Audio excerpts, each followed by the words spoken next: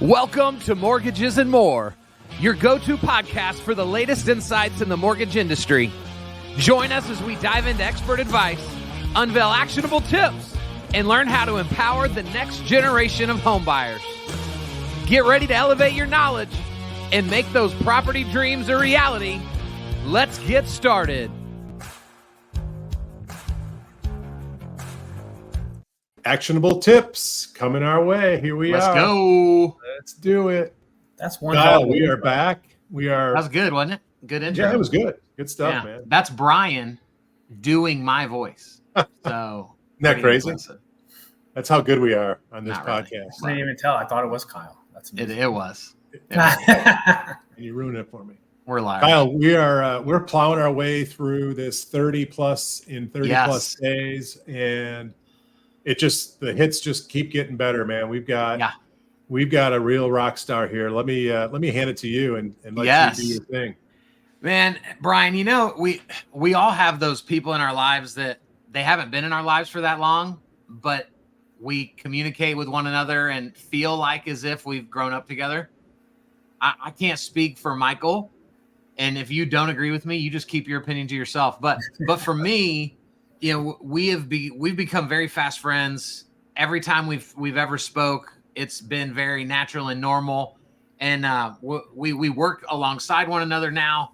And this guy, for those of you that don't know, Michael Nasserfar, he's writing in this book because he's achieving at an unbelievably high level in this industry, in spite of what everyone is saying about how this was a down year last year and we're just trying to hang on.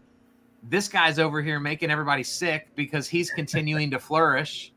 And he's like, what are you guys talking about? You're struggling? Why are you struggling? He's unbelievable. And he has a unique approach that you would probably say, Michael, I don't really see it as unique, but there's just not very many people dedicated to the way he serves the consumer and a specific type of person. And so, bro, it is such an honor, man, to have you as a part of this book.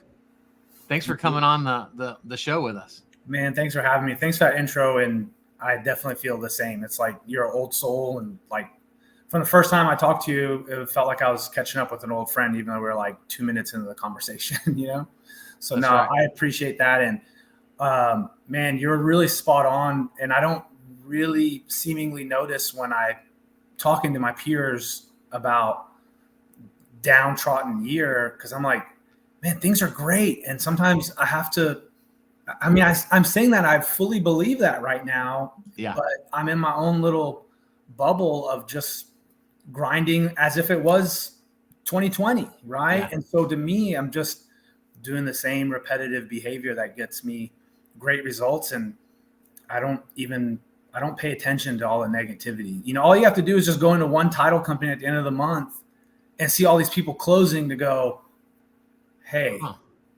people are still buying homes and closing. Yeah. So if the media and my peer groups and, the misery loves company people keep saying that, I'm just like, I'm blocking that out. I choose not to accept that. That's right, bro. Our approach, our podcast, the book we're putting together is all based on positivity. It's based on winning strategies, winning mindsets. And so we're not going to get sucked into the negativity, right? We're just not going to let it happen. No, people think that's that's so, fluff talk. Oh, positive mental attitude. Man, I got to pay my bills. I can't pay my bills with PMA. I need closings. But the reality is just what I said. There's actually people that are buying. And, buying a home, it's not like just a taste and preference of like, do I want to go to this place to eat or that place to eat? And yes, rates play a factor, but it's a life event, right? I mean, people are moving up, their home's too small, people are moving down, they're retiring. There's some kind of a life event that happens. And yeah, the rates obviously play a factor, but they're still moving. They're still relocating. They're still having kids. They're still buying that first home. There's still programs that enable people to buy with minimum to no money down. So I guess that's my point that, not to get too ahead of our podcast here, but Yeah. People are buying regardless of what negativity is being thrown out there. Like I said, go sit at a title company at the end of any single month, and they've got a line out the door, people willing and waiting to close on their home. Well, I think a big part of this is, right, the law of attraction. And so we see what we want to see. Mm-hmm. And so if you wake up every day with that scarcity mindset, well, you're going to assume that there's not enough business out there. But if you choose to live in abundance, which I know you do, and we choose to operate in it, we don't have to see all the negative things that so many people are complaining about. And bro, this is why I'm so excited to have you contributing to this book, because I want you, without giving it all away, give us just a little insight into what you're writing about for the new Rethink Everything book. Yeah.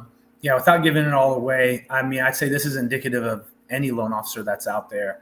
I think too many times, if I'm going to, paint a broad stroke here, is that loan officers, they want to be the guy for everything or the gal for everything.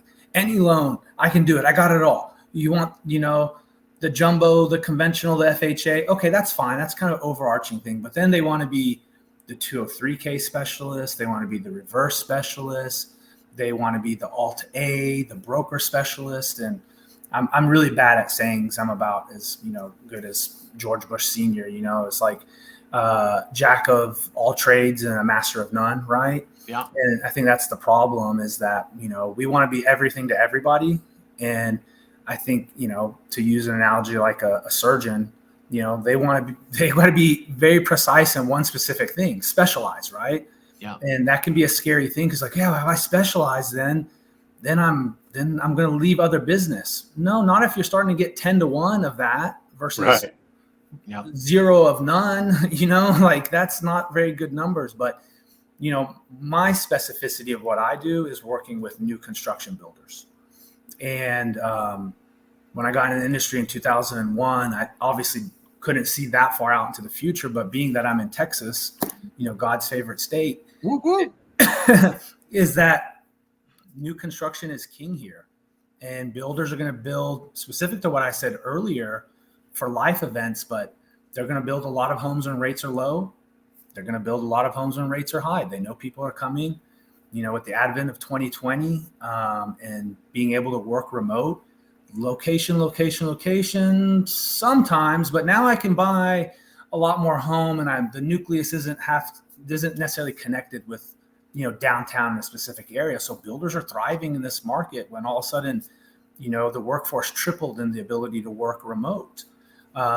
So when I started, I thought, man, this is something I could probably do for a while. I could do new construction. Builders will keep building. There's, mega money invested in large builders to small builders. And so what I want to specialize in is just really understand, new construction, and not so much the financing, because, most people watching this podcast like, man, this guy's a joke. A loan is a loan is a loan. You pull the levers, turn the dials, push the buttons, and out pops a loan. But you're missing the specialty in what I do is understanding the problems and the mindset and the business model of my builder partners, right? Yes, the buyer is important to me. I want them to have a great experience, but that's only, the half of the story. I have to understand my builder's goals, my builder's pain points and objections. So to answer your question in short, I talk about new construction, but it's under the veil of specializing in a specific product and service, which is new construction. Man, So what I'm so excited, we're not even gonna have time to dive into anything else, and we don't even need to. It's already been everything it's supposed to be. But what I hope, and really what I'm praying happens with your chapter, is that maybe there are some LOs around the country that choose to niche down into the new construction avenue like you have. Mm-hmm. But I also just hope for other people that through learning at how you chose to be intentional, they choose their own segment of the industry to go be more intentional. Man, find something that you love doing, right? If you loathe doing 203K loans, I'm going to tell you a little secret.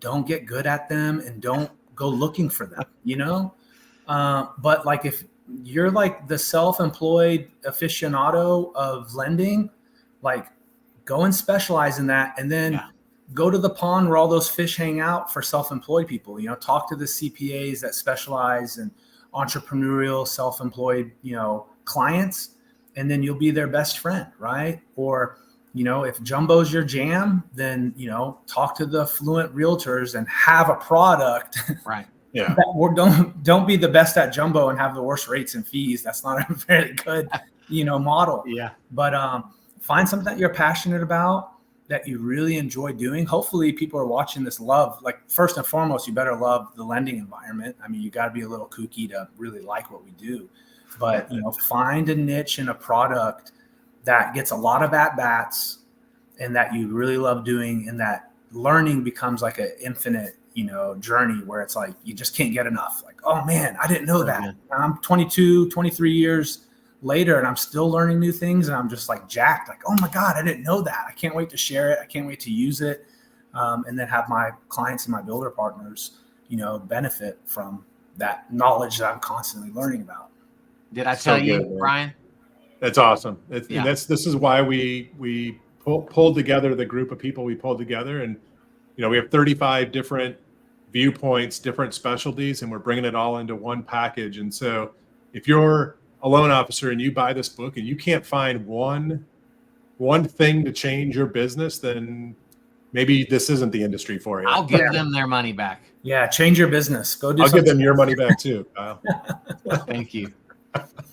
No. Michael, thank you so much for saying yes, for contributing to the Incredible, Rethink bro. book, and thanks for sharing today on our podcast. My pleasure, guys. Thank y'all for having me. Y'all are doing some great work. I look forward to seeing, you know, other podcasts and reading the book that I helped contribute to. There's some phenomenal people that are in it, and I can't wait to see it.